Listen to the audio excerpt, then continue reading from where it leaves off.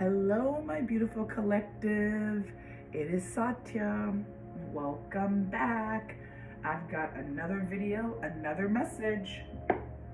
I hope you're doing well.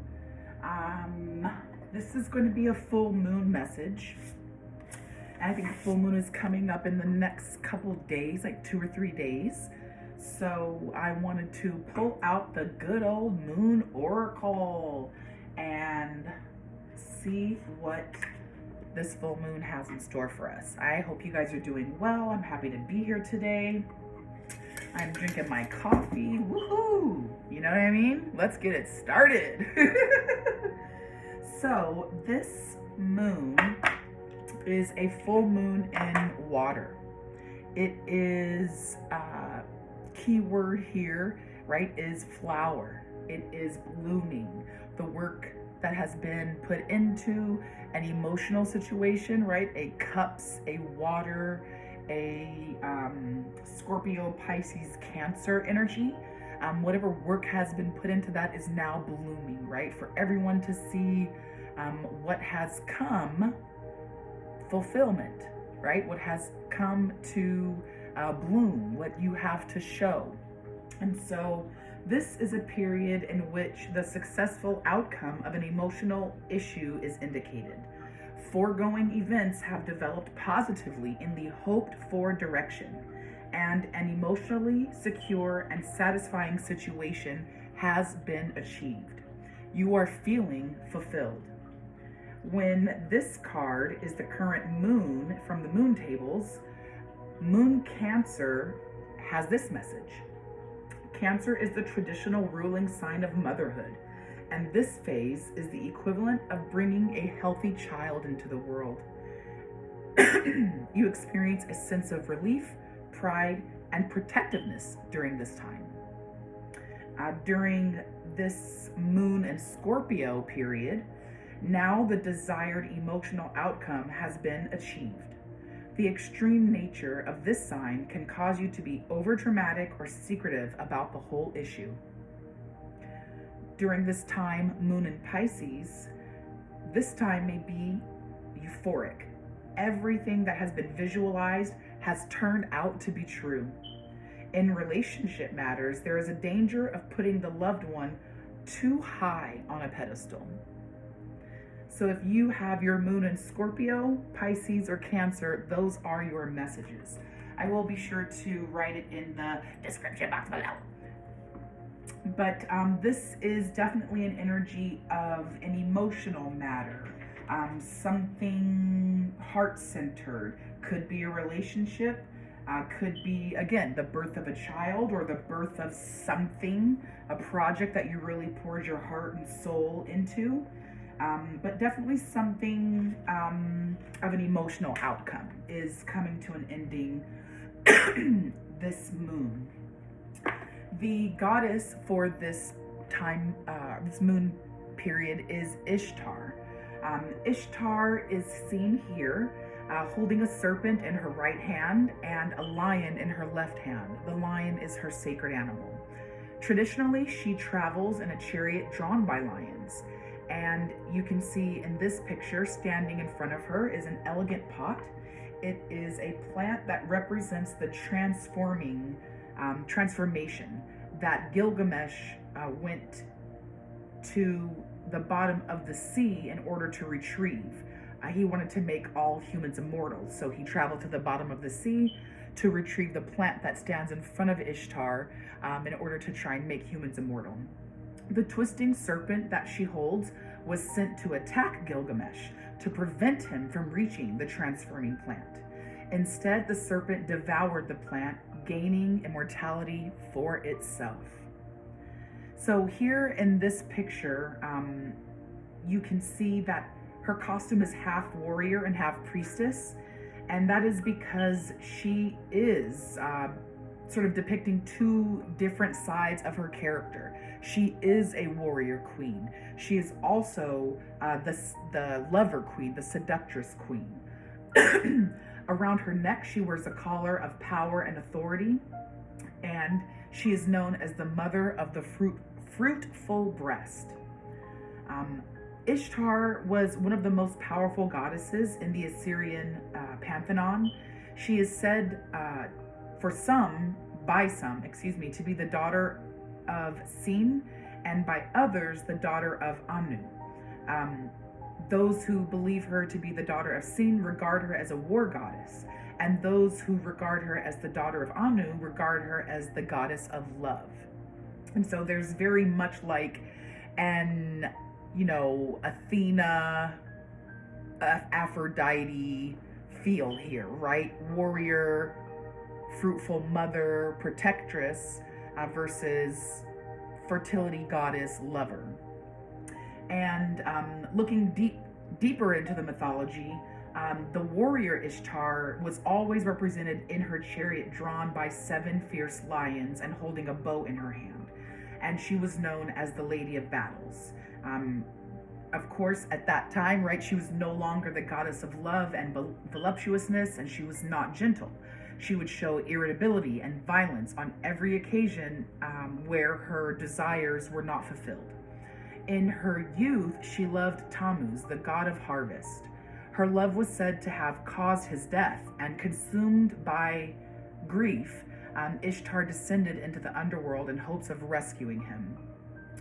And during this white goddess moon phase, when this card is pulled, it is indicating that you must be firm and take a strong positive action to achieve your aims.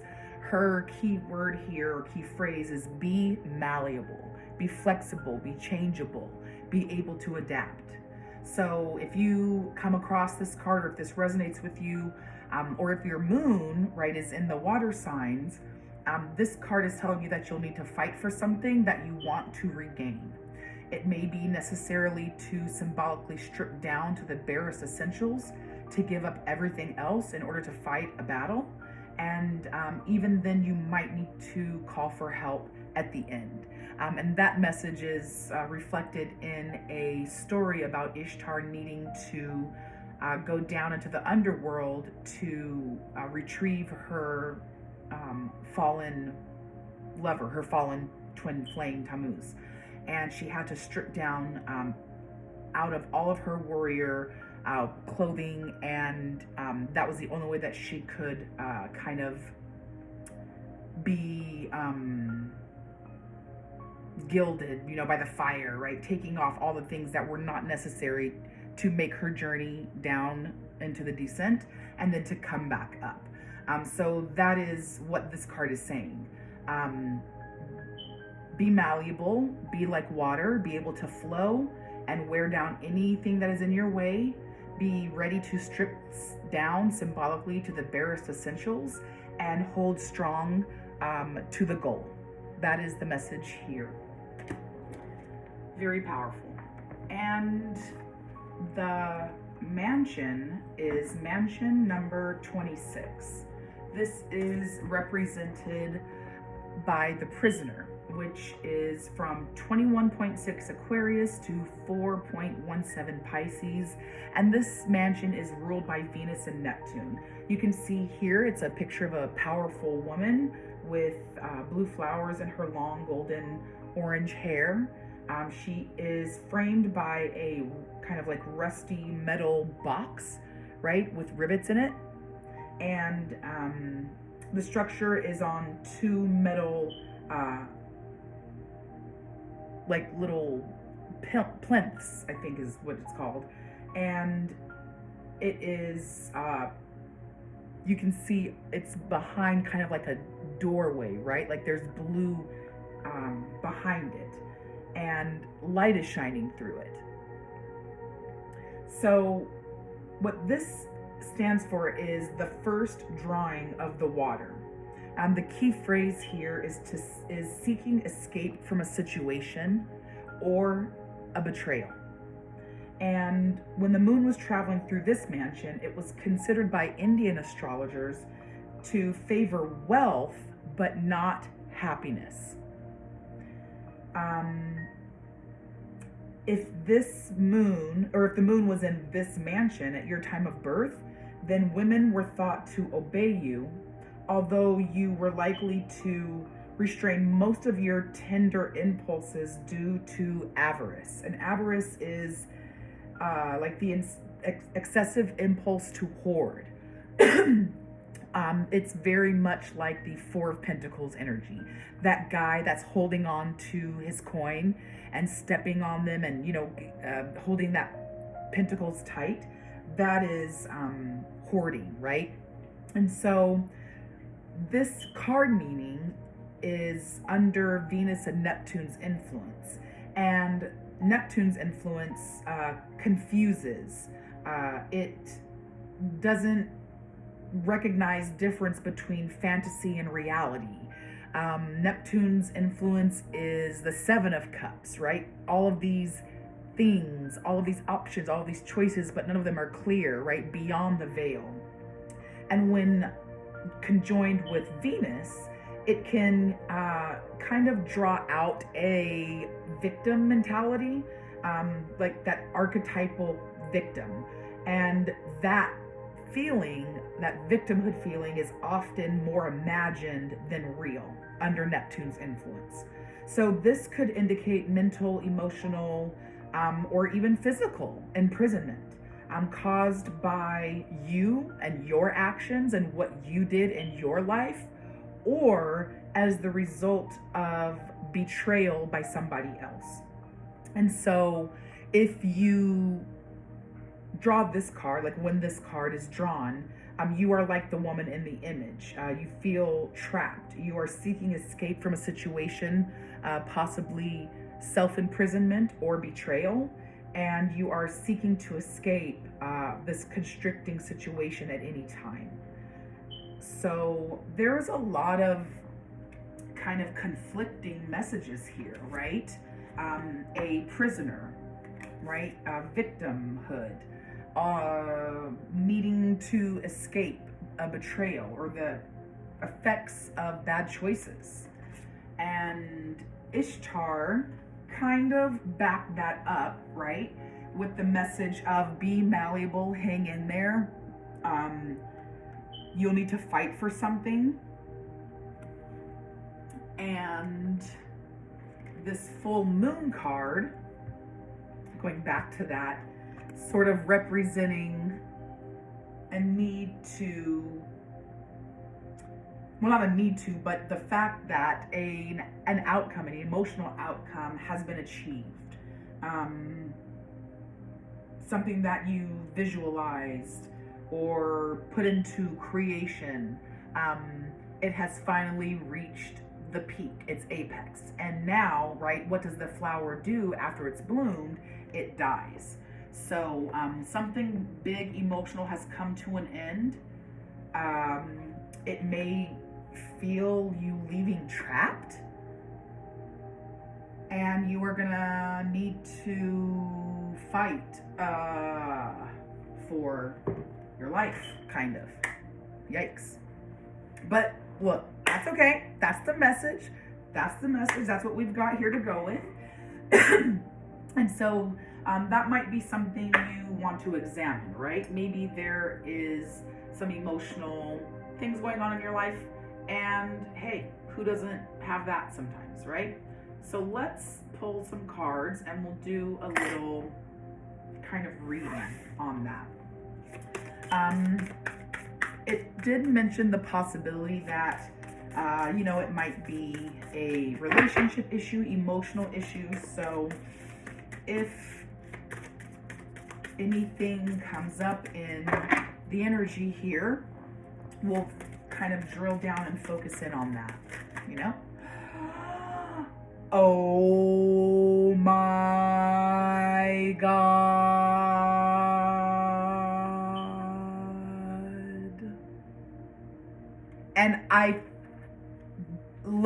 And I knew that was going to happen.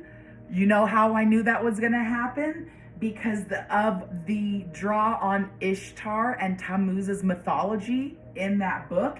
And because I knew that was going to happen, look, bala, ba, bala, I'm loving it. Y'all can't tell me that I don't know. boy, subscribe to my channel, please. Who is this? Ishtar and Tammuz. I pulled this because I knew that this was freaking soulmate energy, and y'all saw me shuffle. Here it says, I, Ishtar, Queen of Heaven, and I, Tammuz, Shepherd King, are the most ancient deities. Our sacred rites of love bring fertility and fecundity to the land. The wet field, sprouting seed, the rising stalk, milk and honey, arouses passion and brings growth.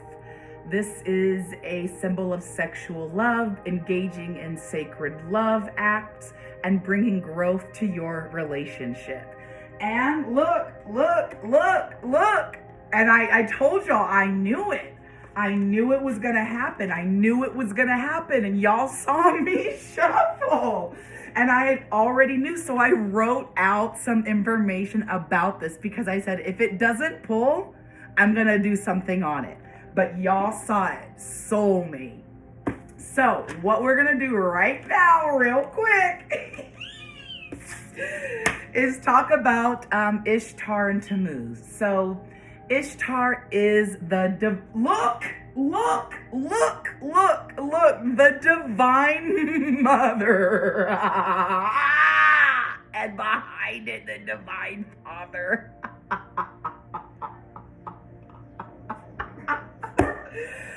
Woo! 16 minutes in, I'm gonna mark it. Please subscribe. But this is very much soulmate energy, past life energy.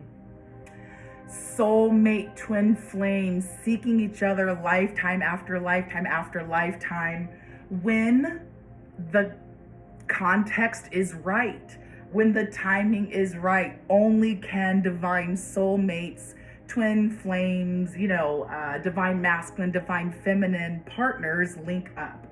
So with this energy, I will explain Ishtar and Tammuz right here. I knew it, guys. So Ishtar, Inanna, Esther, Astarte, Easter is the divine feminine. She's the divine mother in Assyrian, Babylonian, Mesopotamian history. She is the fertile earth ground, right? She is the soil. She is the terra mater, right? She is representative of sexual love because of the fertility-centered growth, resurrection, death, fertile cycle, right? This is erotic love, which requires the insemination of a divine counterpart, which in this case is Tammuz, right? The divine mother is Ishtar. Her divine counterpart would be Tammuz. The divine mother is the empress. Her divine counterpart would be the emperor. Now, Tammuz is not the divine father. He is a fertility god. He is the divine counterpart or divine consort to Ishtar. Their relationship would be similar to King Charles and Camilla. Camilla is not queen. She will not, I'm not trying to throw jabs at Camilla, but she'll never be queen, right? She is queen consort. She is the queen consort to the royal King Charles, and that is the relationship here. Ishtar as the divine mother and Tammuz as a fertility god. Not the divine father, but the seed sower, the consort, the companion to a reigning monarch, to this queen Ishtar. He is an appropriate match for the role of inseminator, for the role of progenitor, right? And what I mean by that is Tammuz in this case would be the only quote unquote appropriate partner for Ishtar to have a child with, right? So that's the concept between the appropriate match for the role of a progenitor or inseminator. Now, think about it this way. If Ishtar is fertile ground and Tammuz is the seed sower, remember that fertile ground is most important, right? A healthy seed is important, but not as important as a fertile ground, because even a healthy seed will die in unfertile soil. But fertile soil can encourage the growth of even a defective seed. And that is what is meant by the divine mother, you know, the holy womb, right? The man as the giver, the woman as the receiver, and the intimate role of a sacred soulmate bond. That can only happen when these two individuals, I'm going to link it in the description box below, are on their divine journey. And one character, emperor, empress may be, right? The emperor might be on his divine journey, but the empress is not. And then they cannot unite in this soulmate energy to progenate. Only when they have both answered the call, gone through the journey, and transformed themselves can this divine union kind of happen. Does that make sense? So, I knew it. I knew I'd put it under there because Ishtar was there. And the mythology of the divine, I just knew it.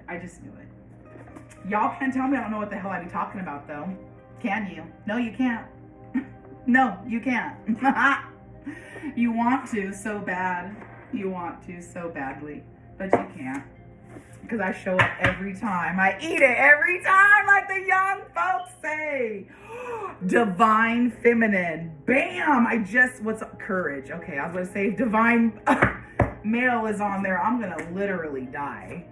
Maybe not literally, but I don't know. I might. So we'll give it one more shuffle. We'll see if we can get one more card. And then we're going to kind of explore this dynamic. And it's totally appropriate for this moon, right? Karmic path. Karmic path. Y'all, I'm sweating. This is a very sweaty reading on the bottom water. On the bottom water. Underneath that, meditate. Look, I don't know. I'm scared if it's going to be divine masculine. What is it? Oh, new life. New life, right? Soulmates, past life, stormy. Guys, this is very heavy past life energy, soulmate, love energy, water connected, like heavy water, heavy heart center. So if you are a water ascendant, sun, moon, rising, ascendant, yes, then, pay some attention to this. And I'm going to highlight, again, this new life, because this is, again, very much karmic, right? This cycle. And I'll put those as top and bottom of the deck. Woo! I'm sweating and so excited to go on. So where should we start? I don't even know what deck to pull.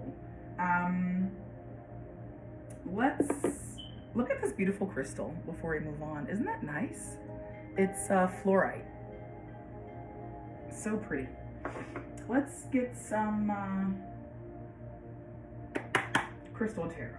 Crystal tarot never fails, right? So we are drilling down onto possible endings in relationships with soulmates. This is divine masculine, feminine, divine feminine energy, not necessarily divine masculine energy, because we do not have divine masculine out here.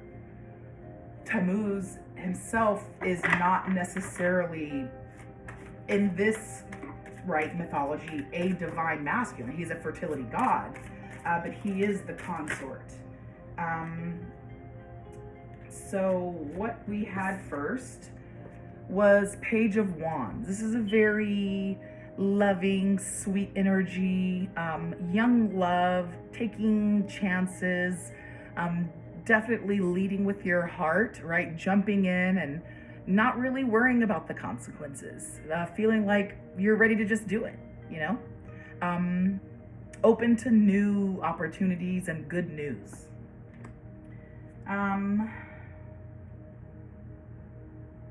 This is Six of Pentacles, giving and receiving, sharing, the eternal balance of the universe. There will be times to give, there will be times to receive. This is having and not having, giving and receiving for universal good, knowing both sides of the coin, knowing what it is to have power and authority, and knowing also on the other end what it is to need the support of someone that has power and authority, and believing that the universe will balance that out for you, right? That is that energy. And this is the Nine of Swords. Definitely, Queen of Cups on the bottom, Judgment, Seven of Swords on the top. Well, this did come out, and this is Nine of Swords, which is very dark night of the soul, of course. Deep mental anguish and fear. It's easy to say, yeah, dark night of the soul, you know, right? Like, here's the key words that I put on there, but this is really deep, gut wrenching, heart aching, sorrow, deep sorrow, being unable to move on, up at night, stomach hurting, hands in your head, crying, sobbing, then being so exhausted you pass out, to wake up with a headache and unable to eat, sleep, drink. Like, that's this energy. And I don't know, coupled with the Six of Pentacles and the Page of Wands, this could very much be something like being open to good news, hoping the universe will have your back, right? Have your back, hoping, but not yet having that support, right? Or going through a dark night of the soul and hoping for things to balance out for you, right? Let's pull some clarifying cards and we'll kind of see what we can get. But if we are linking this again back to the divine masculine, feminine, and Ufta, okay. And the message of this was that an emotional issue is coming to an end. Oh my gosh. Okay, I'm just gonna be honest, okay? Right? This is what we're here for, and this is growth. So, unfortunately, what I'm getting from this is that a soulmate, divine, masculine, feminine type partnership, the potential of this, or an actual relationship here, has come to an end. The union did not happen. The window of opportunity closed, right? There was an opportunity with a new life karmic path here for maybe for a divine feminine to find a soulmate, or for something to happen along the lines. Yeah, I mean, like when we're talking about water, right? A reunion, a karmic path crossing. Not karmic as in the bad way, karmic, right? But like things from the past that are resurfacing to get another chance for fixing, right? A new life, a new opportunity, and a new life in the emotional, heart-centered way. And what was that? The soulmate, right? This energy here. And with the prisoner, full moon, it didn't, there's that ending and someone is feeling trapped. And I'm gonna link in the description box below the mythology of Ishtar and Tammuz, because it does get really deep. She ended up, she did kill him. Damn. She killed him because during her descent into the underworld to retrieve him, he didn't mourn her loss. And so she did all this work to get him back because she knew they had a divine union, and he didn't mourn her when she was gone on that journey.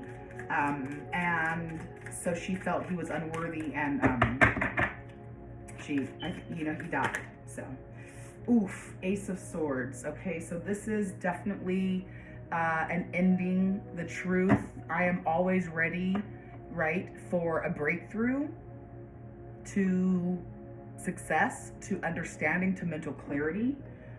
There is a Chariot on the bottom of the deck. Divine ambition, will, going forward with confidence. Judgment is next. I don't read these cards upside down or right side up, but Judgment was under that.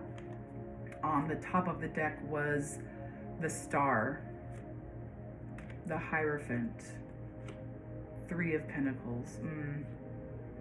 This is, on the top of the deck, right? This is hope. This is a need. Oh no, this is a hope, a need for renewal. Someone looking for their muse, someone needing to be embraced in this energy, right? The mother's womb, restoration, muse energy, and someone has lost that muse. This opportunity is going forward, and renewal is at hand, but not the renewal that this person, maybe you collected, maybe someone you're attached to, probably a divine masculine. Because the divine masculine is not here, he might be this energy, the dark night of the soul energy. With the Chariot and the Ace of Swords on the bottom, this is underlying message that the truth, right? The truth is moving forward, driving forward to victory, going forward with courage and confidence, and going forward. If a relationship, a soulmate, a connection is over, is, right, long story short, accepting it. Oh yeah, accepting it and moving on. And maybe that is, I think, what is represented here, right? The hope, the hopes and the wish, and believing in, having optimistic faith in good news, and whatever this situation is, balancing out in the favor of the divine masculine. And maybe that answer hasn't come yet, and they're in the dark night of the soul, or maybe the answer has come and the answer is no, and they are in a dark night of the soul, right? And that's the truth, right? And that's where it ends, because the Chariot is driving the situation forward, right? The truth is that going forward in this, not as a divine masculine, because again, the divine masculine is not out here. The Emperor is not out here. There are no kings out here. And this looks like a cute little elf girl. Look at that little cute girl. Female. So let's see if we'll get some tarot on it. We get some tarot on it. And see what we can draw. If you haven't already, check out my Emperor, Empress, Divine Masculine, Divine Feminine video. This is, I think, that energy right now. I think that's just like the energy in the general collective. I'm addicted to tarot, so I watch other tarot channels, and a lot of them are talking about, you know, divine feminine, masculines, things like that. So if this, you know, applies and resonates to you, stay tuned and let me know.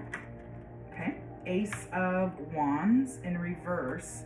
This is delays, lack of motivation, dreams being,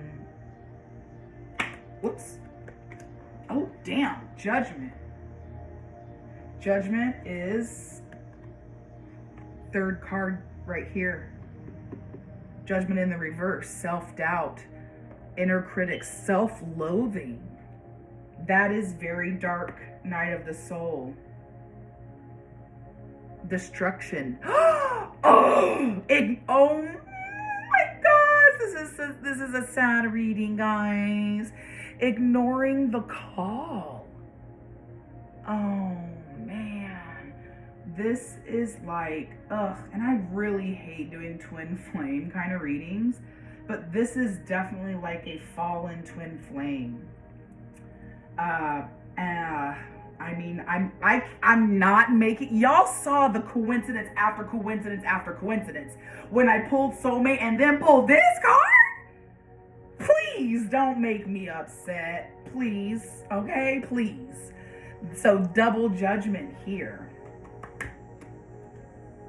Underneath the Truth, Chariot moving forward. Just gonna put this like this. Jesus, Louises. The Star, where was the Star? Where was the Star? Right there, the Star, and it was in reverse, a lack of faith, disconnected, like needing rejuvenation, needing healing, needing repair, and not having access to it. There was the Ace of Swords in reverse. Ace of Swords right here, guys, in reverse. Confusion, brutality, chaos. This is terrible. What the hell is going on?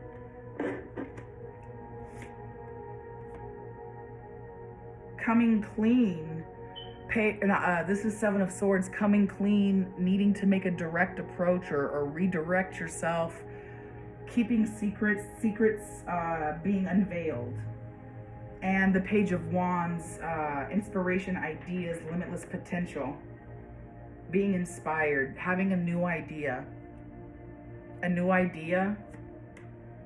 about coming clean, a new idea about how to manage a situation,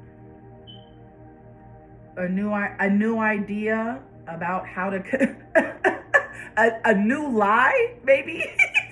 Because this is deception. This is new idea. A new idea how to deceive. or a new idea to not deceive. I mean, I don't know. No, because there's the wand. There's the wand in reverse. This is not a good idea. This is bad idea, okay? Whatever, this is, I don't know. This is not good. It's not good. That's what that is, really. Look, oh, damn, on the bottom, deception, manipulation, haphazardness. No, guys. No. This is fallen masculine. This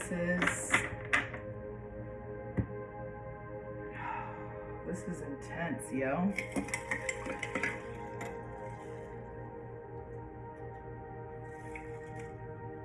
This is giving fallen masculine. There's an emotional ending to a relationship, to a potential relationship, to an imagined relationship. This could be two people that you know, have never met. Maybe this person sees this person at the grocery store and they're like, I think that's my guy, and it's not, you know what I mean? Or maybe this is two individuals who do know each other, were in a relationship, did think that this was going to be long-term. But the divine masculine, and that doesn't mean the man, right? But whoever was supposed to be the divine masculine, I mean, in this case, it is the progenitor, right? The inseminator, fell from grace, unfortunately, which is, you know, I'm not at all laughing at this, okay? But I think there was an opportunity here for a reconnection, for a divine masculine to reconnect with the feminine, right? Flower represents the blooming. Ishtar, I think it was Moon in Cancer, was talking about motherhood, right? And new life, water, this is womb energy. This is pregnant womb energy. So maybe someone is pregnant and the divine father masculine didn't step up. But there is a breakthrough of truth, and I mean, this is the same energy in one way and the other. So this is definitely, right, some kind of self-doubt here. And we have the same thing here, upright versus in reverse. And I don't do these upright or reverse, these ones. So this is by default upright. And here we have that same energy, imbalanced, needing mental clarity or having mental clarity. And then going back, this is dark night of the soul energy, like right here, judgment in top and reverse, right? Truth, right and reverse, right? Star, oh God, needing healing but unable to access it. Judgment, Ace of Sword and Star, all in reverse. Like, that's tough business. You know what I mean? That's extremely tough business here. And it is connected to the fall of a divine masculine. Maybe some kind of truth coming out that has set things forward in a way, shape, form that made this divine union impossible.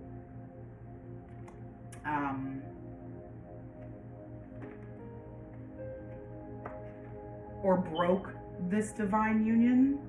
The divine masculine did something to break that divine union, or didn't rock. No, that's what it is.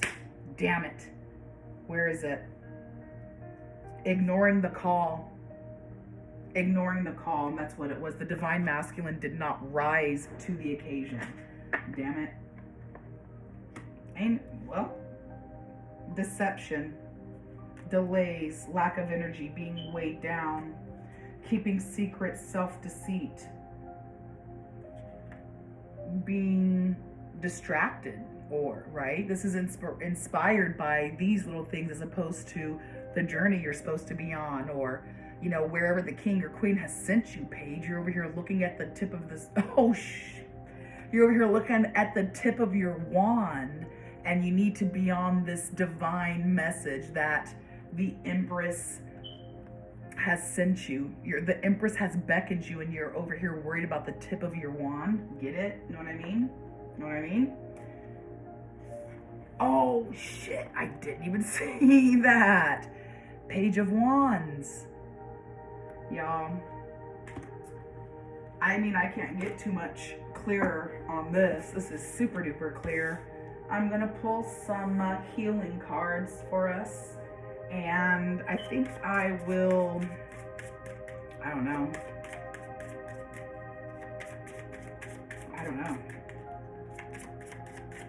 Yikes.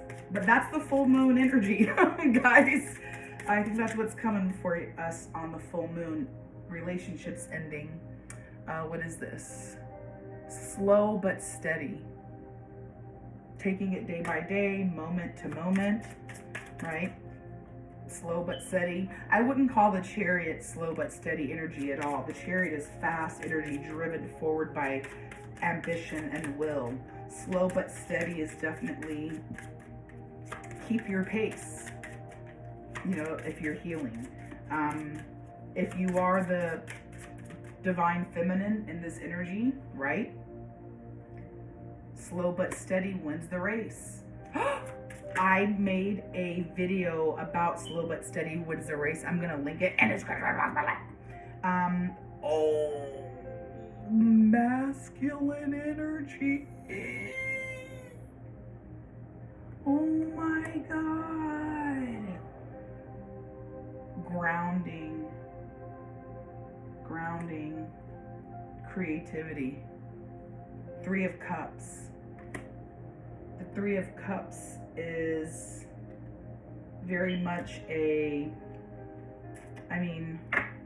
of like healing energy. No, I like a celebratory energy, people cheersing, but this is not it.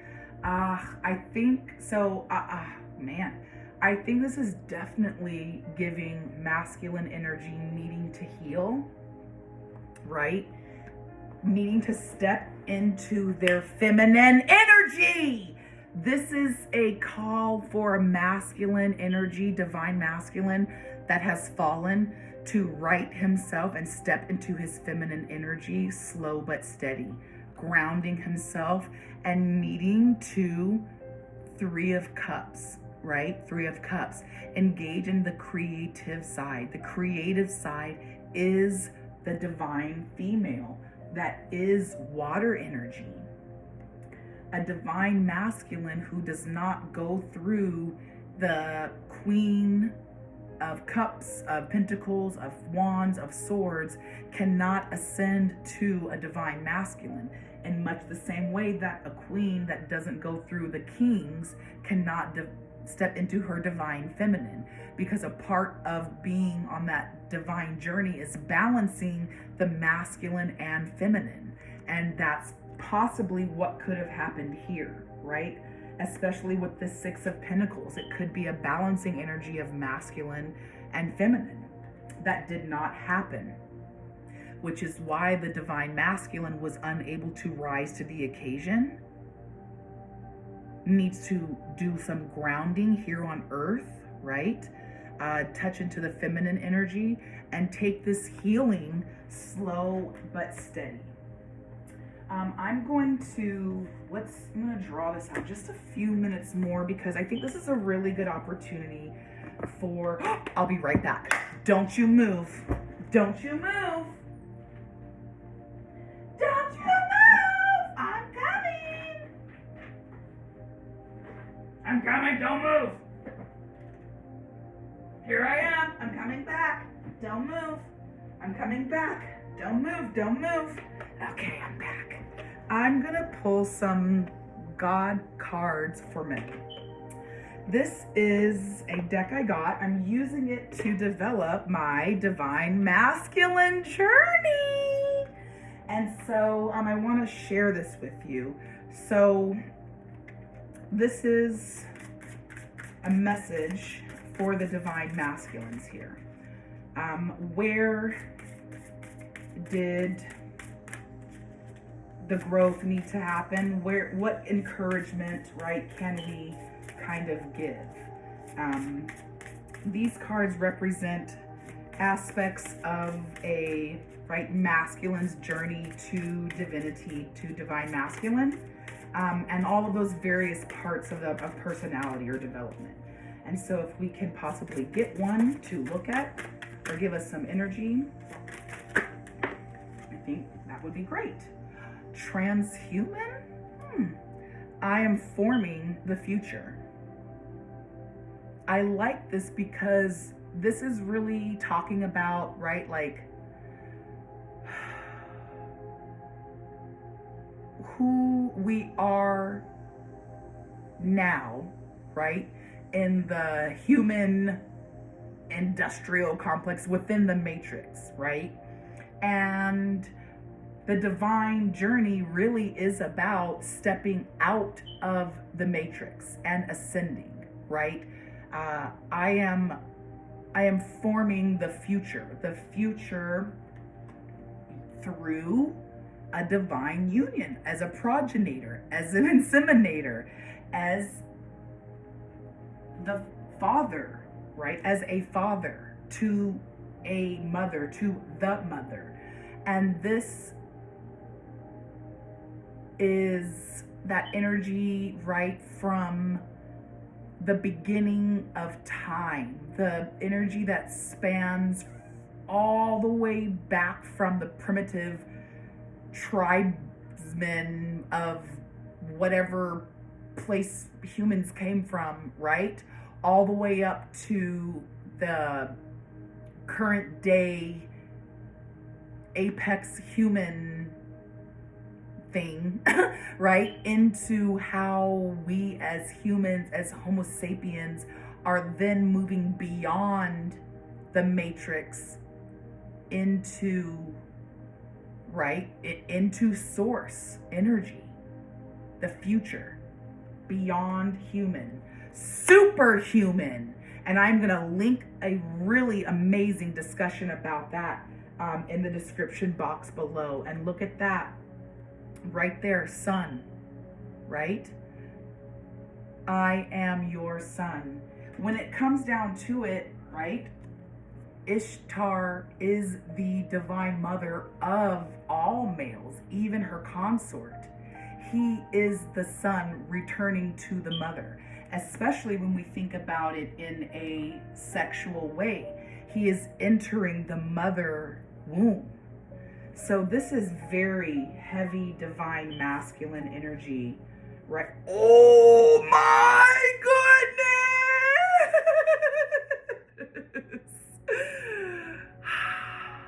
Look at that. I cannot make it up. I got this deck from a whole different place in my house. I went to go and get it when I recognized that this was divine masculine. I shuffled the cards, y'all.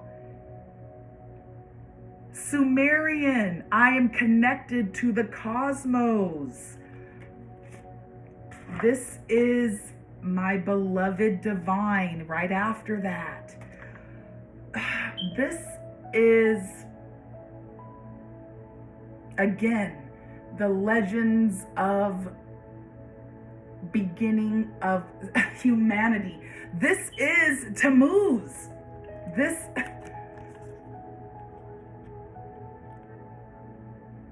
is Tammuz. This is a call to the divine masculine watching to rise up, to rise king, to be who you know you are. This is, I can't say anymore. Rise up. Rise up. I'm gonna do another reading on the divine masculine because I don't want this to be too long. I'm already at 52 minutes, but y'all can't, let's just see what's on the front here. I'm just so curious. Look. All right, this is what we're gonna do the next reading on. This right here. The divine masculine and their journey, purpose, life. Y'all catch me on the next one. Hey, Michael.